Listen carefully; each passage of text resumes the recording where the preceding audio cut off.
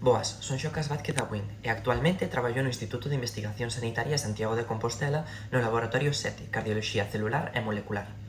A miña tese fundamentase no estudo dos efectos sobre a actividade mitocondrial e o metabolismo cardiomicitario dos novos estimuladores orais da guanilato ciclasa solúvel e o fármaco sacubitrilo valsartán, que son fármacos empregados para o tratamento da insuficiencia cardíaca. E diredes que todo isto xa que sona un pouquiño enrevesado, pois vou explicar de forma moi sinxela. Falamos de insuficiencia cardíaca cando a función do corazón está alterada ou non achega abondo sangue para proporcionar aos órganos, músculos e tecidos. En definitiva, cando existe un desequilibrio entre a capacidade de trasfego do sangue e as necesidades do organismo. A incidencia de insuficiencia cardíaca acadou proporcións epidémicas e o seu diagnóstico e manexo consideranse actualmente un dos maiores desafíos da medicina, representando unha importante carga social e económica a nivel mundial.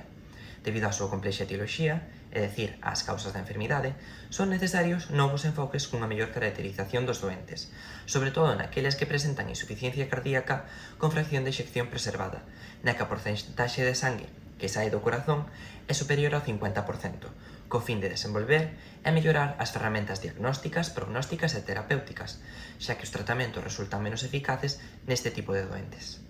Entón, vou explicar primeiro o fármaco Vericiguat, que é un estimulador da guanilato ciclasa solúvel. Que é isto? Unha enzima crítica na acción do óxido nítrico, mecanismo que resulta moi importante na inducción de relaxación vascular e no rendemento cardíaco. Na actualidade, non existen estudos sobre os efectos do tratamento con estes estimuladores sobre o metabolismo enerxético do músculo cardíaco, polo que resulta extremadamente interesante analizar o seu efecto a nivel celular.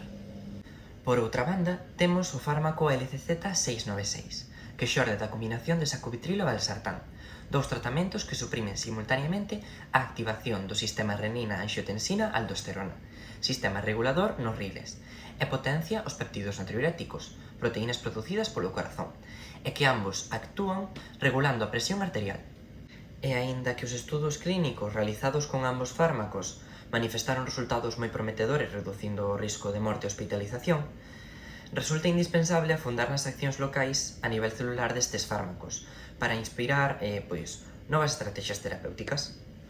Os obxectivos deste proxecto, en resumidas contas, son contribuir a unha mellor comprensión da heteroxeneidade da insuficiencia cardíaca e proporcionar novas ferramentas de análise clínicas para fenotipar, é dicir, clasificar os doentes en grupos fisiopatolóxicamente homoxéneos, que permitan unha mellor orientación dos tratamentos e ensaios clínicos máis exitosos na insuficiencia cardíaca, xerando terapias máis específicas e mellores resultados clínicos.